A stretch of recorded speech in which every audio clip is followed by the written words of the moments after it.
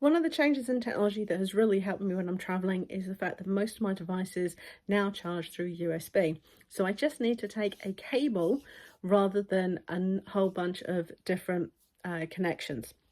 My preferred option at the moment is actually this multi-adapter. It's a single cable, but I've then got four connectors at the end. I've got two of the lightning ones, which are for Apple devices, a micro USB, which is actually for my Kindle, and I've got USB-C for most other devices. It all connects through a USB-A type port, but it's a single cable that charges everything. This one I got very lucky with because it actually lets me charge all of those devices at the same time. Some of them do, but more importantly, some of them don't. So please do be aware. Now, just because I take this, it doesn't mean that I rely 100% on this. I never know if everything's going to work.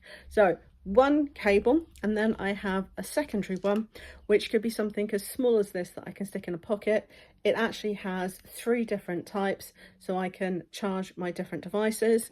I've now also got this little mini micro one, which is part of my everyday carry, that actually just clips together. You may see this on other videos, but it actually has adapters and gives me multiple ones. And then for days that I don't want to have much in my pocket, I actually have this. So this is quite a snazzy bracelet. However, as I pull it, you can see it's actually magnetic. It has USB-A on one side, and then there's a multiple choices. This one happens to be a micro USB for my Kindle. You can simply use the magnet, and it's a lovely little bracelet that I can wear, but have a cable with me all the time.